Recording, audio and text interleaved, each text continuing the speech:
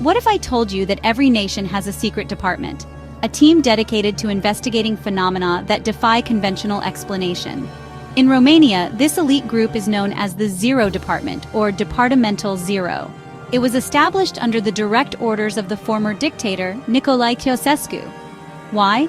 Because even he, a man of absolute power, knew there were forces and mysteries within his country's borders that science could not explain. He understood that some truths were too powerful, too world-shattering for the public to handle. Is it possible that he was right? I say yes. The Zero Department was not your typical intelligence agency. Its agents were not spies in the traditional sense. They were recruited from the highest echelons of science, the military, and even esoteric circles. Their mission was singular and profound: to investigate, document, and contain paranormal and unexplained events throughout Romania. They were the gatekeepers of the unknown. Could it be that their primary focus was always on a specific location, a place of immense power and ancient secrets? All evidence points to the Bucegi Mountains. These agents were tasked with a sacred duty, protecting a truth that could rewrite everything we know. Consider the implications. A government-funded organization dedicated entirely to the supernatural. Does this sound like science fiction? Or is it evidence that world leaders have long been aware of extraterrestrial influence and ancient technologies? The Zero Department operated in the shadows, its existence known only to a select few. They were given unlimited resources and authority, answering to no one but the highest office. Their work was shrouded in secrecy, their findings classified at the highest level. What did they find that was so important, so dangerous, that it had to be hidden from the world? The answer, I believe, lies deep beneath the earth. The creation of such an organization suggests a long-standing awareness of anomalous activity. It wasn't a reaction to a single event, but a proactive measure to manage a persistent and powerful phenomenon. Think about it.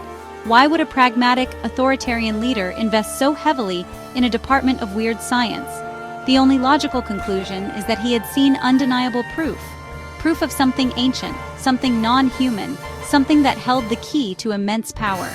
The Zero Department was not just an intelligence unit, it was a shield, preparing for a revelation they knew would one day come. The Bucegi Mountains.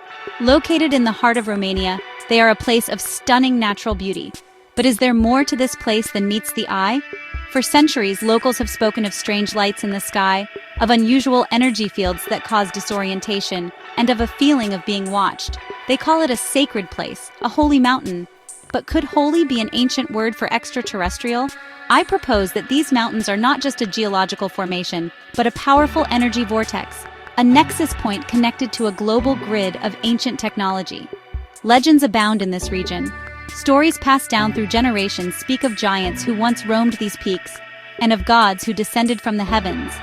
The mountains feature unique rock formations, like the Sphinx and Babel, which translates to the Old Women.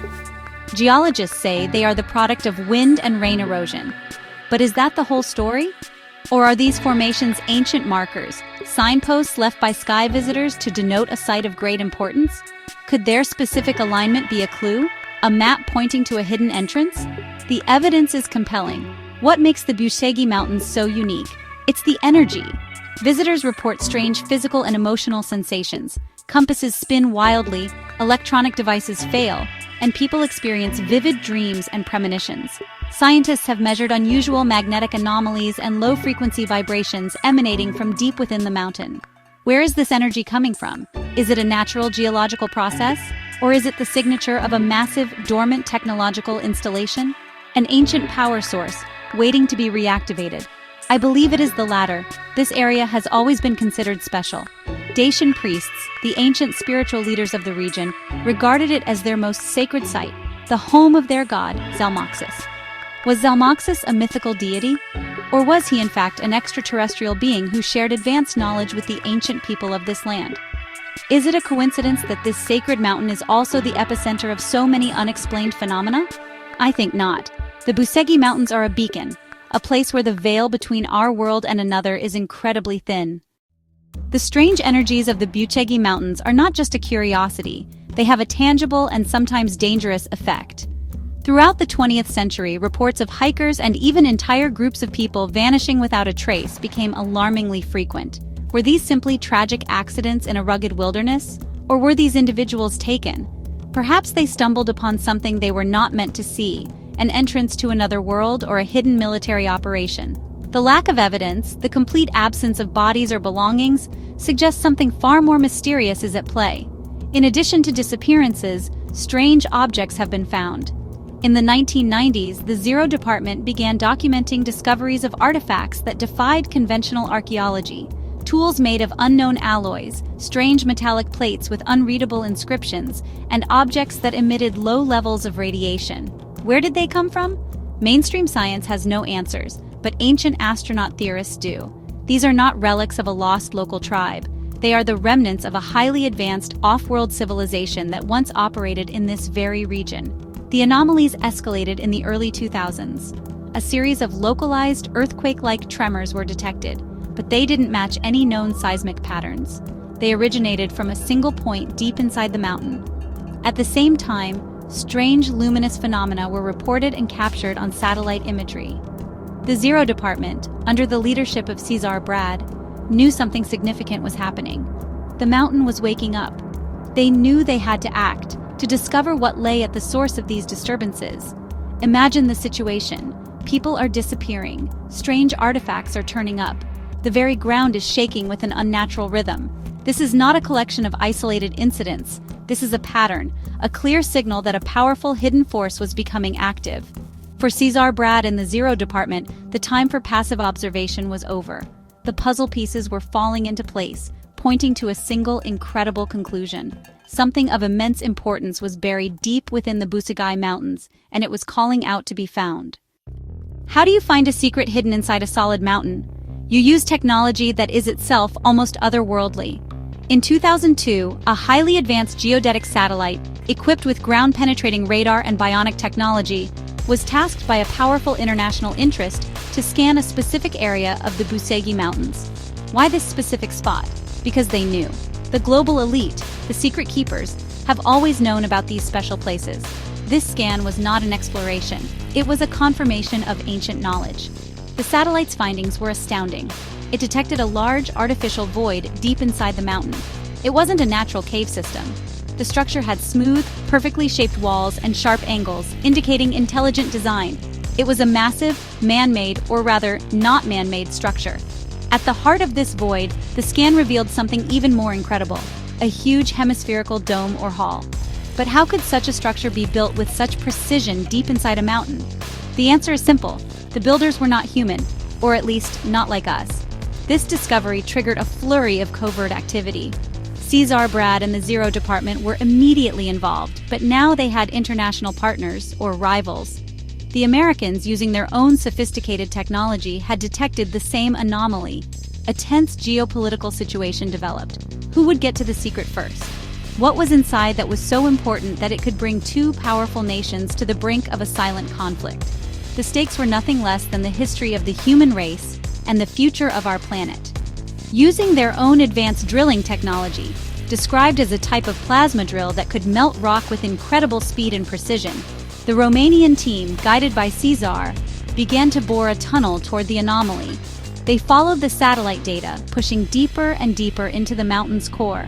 They were not just digging, they were on a pilgrimage to the past, guided by 21st century technology to uncover a secret millions of years old. Every inch they advanced brought them closer to a truth that would shake the foundations of our civilization. As the drilling team approached the location of the Great Chamber, they hit a problem. Their advanced plasma drill suddenly stopped. Alarms blared. The machinery was powerless. They had encountered a barrier, but it wasn't made of rock or any known material. It was a wall of pure energy, an invisible shield that protected the entrance to the chamber. How is this possible? This is technology far beyond our own. A self-sustaining energy field designed to repel any unauthorized intrusion. It was the ultimate security system. Cesar Brad, being not only a government operative, but also a man with deep esoteric knowledge and unusual abilities, was called to the front line. The first 3 soldiers who touched the barrier died instantly from cardiac arrest. It was a lethal defense mechanism, but Cesar sensed something different. He felt the barrier was not just a wall, but a kind of living energy, a consciousness.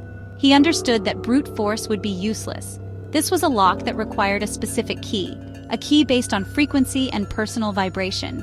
In a moment that sounds like it was pulled from a science fiction epic, Caesar approached the barrier.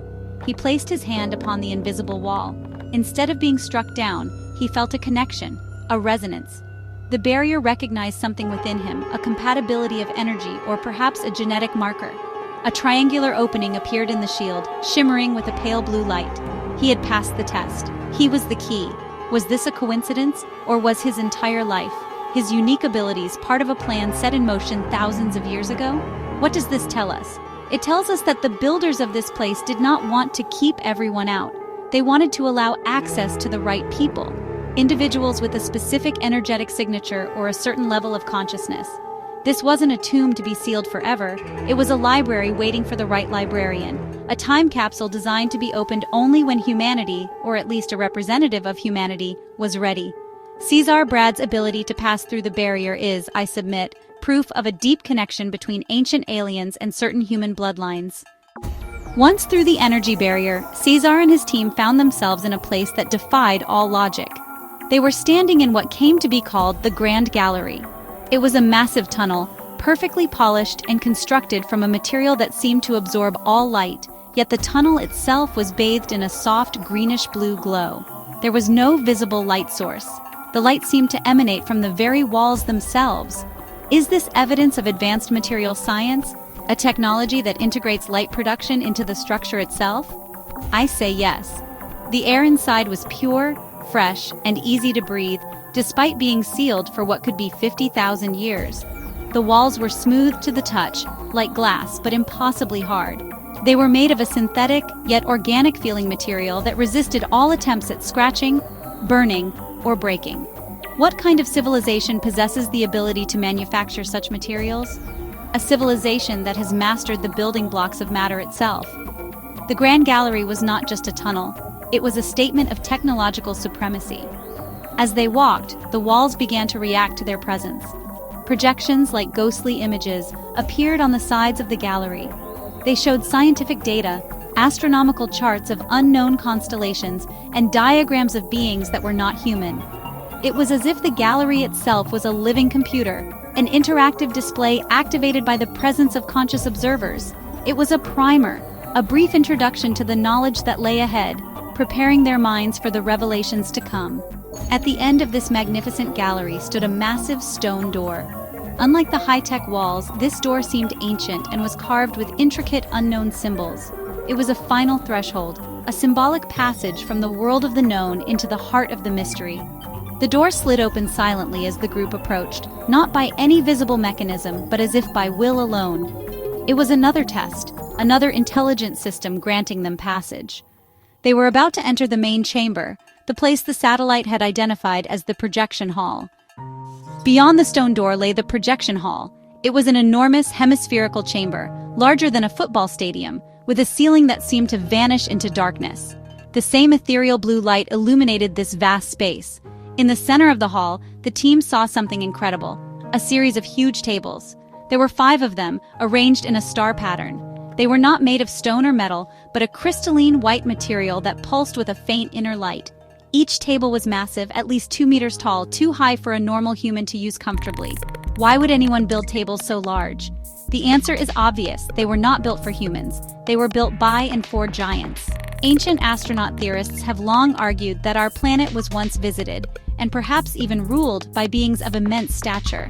Here, deep beneath the Bucegi Mountains, was the proof. The tables were covered in a type of cuneiform writing, but it was unlike any script from Sumeria or ancient Mesopotamia. These were angular, holographic symbols that seemed to float just above the surface. On the tables were various objects, strange tools that defied function, crystal spheres, and golden discs.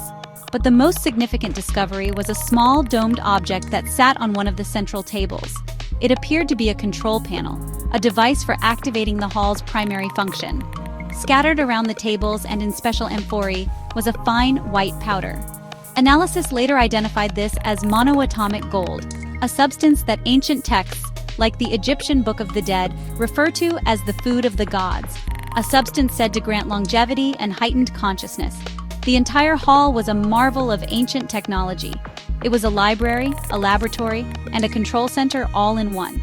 The air hummed with a low, powerful frequency. It was clear that this was not a place of burial or worship. It was a functional installation, a repository of immense knowledge and power.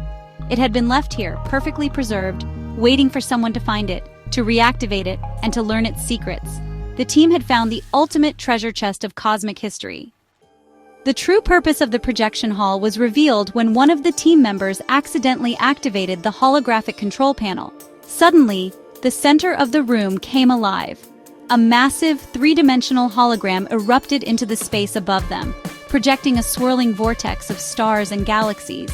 It was a planetarium of unimaginable complexity, but it didn't just show the stars.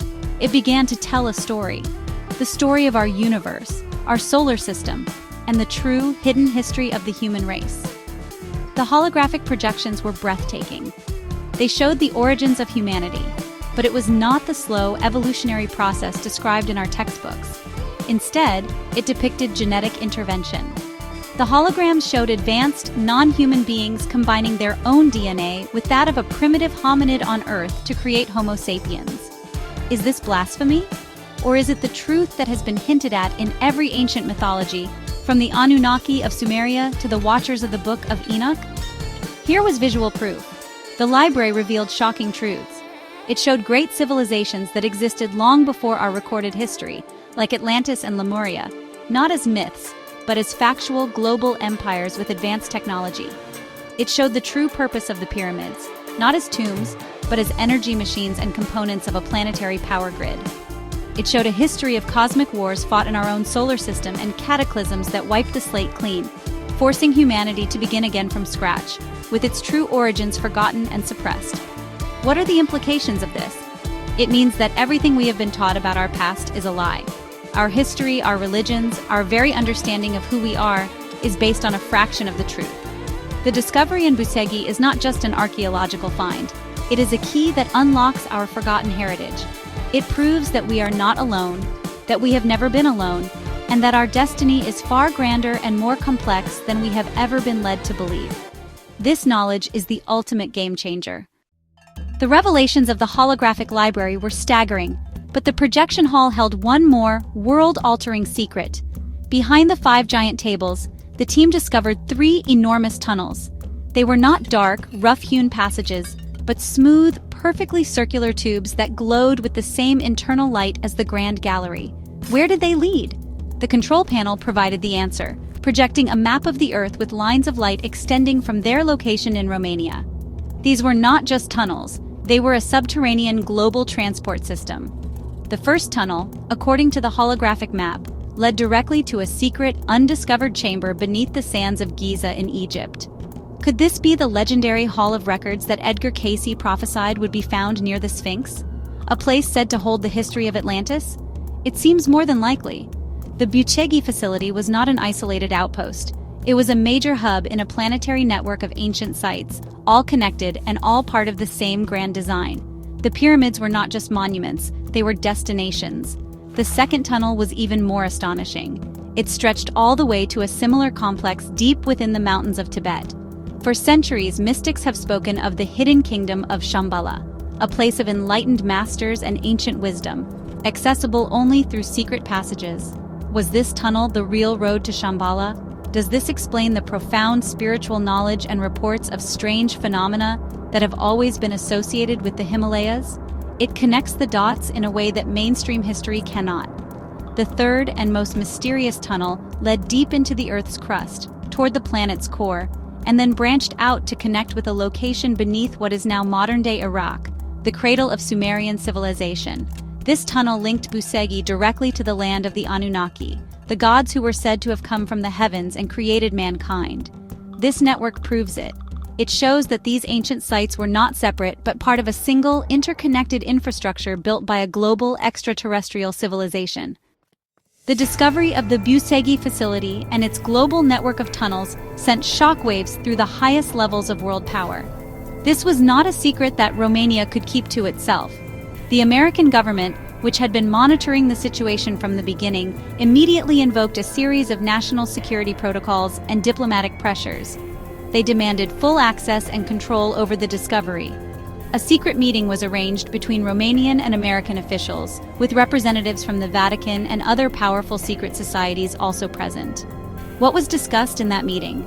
According to insiders, the Americans, backed by the global elite, argued that humanity was not ready for this truth. They claimed that revealing the existence of ancient aliens, advanced technology, and a completely different version of history would lead to global chaos.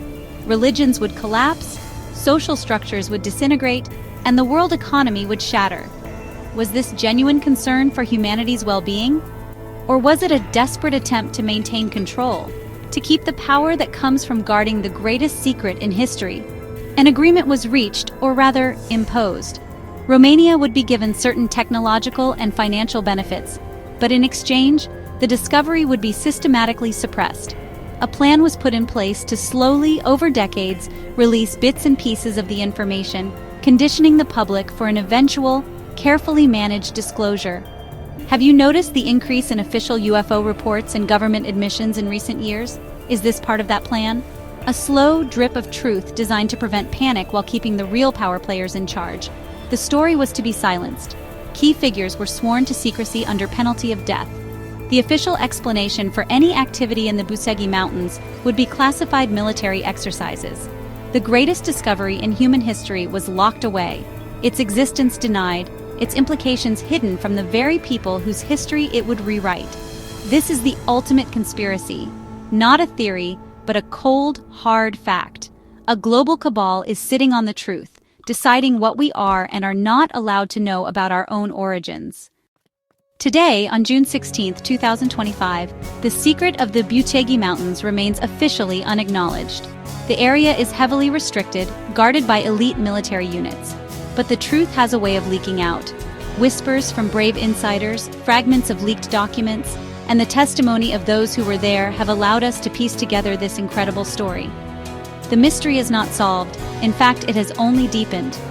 The facility is still there, a silent testament to a past we were forced to forget. What could this discovery mean for our future? The technology within the projection hall could solve all of humanity's problems. Free energy from the mountain's power source, advanced medical knowledge from the holographic library, monoatomic gold could unlock human potential, elevating our consciousness. The tunnels could provide a new form of global transportation. It represents a quantum leap for our species, a path to a golden age. But this future is being intentionally withheld from us. The questions that remain are profound. Who were the builders? Were they the giants of legend, the Anunnaki, or another race entirely? Are they still out there watching us, waiting for us to be ready? What other secrets are hidden in the connected chambers in Egypt, Tibet, and Iraq? The Bucegi discovery is not the end of the story. It is the beginning of a new chapter in the human saga, a chapter that is still being written in the shadows. So the next time you look at a mountain, wonder what lies beneath. The next time you read a history book, question what has been left out. The Bucegi legacy is a powerful reminder that our world is far more mysterious and magnificent than we are told. The truth is out there, buried under mountains of rock and layers of conspiracy. And one day, I believe, it will be revealed to all. The evidence is undeniable. The only question is, are you ready to accept it?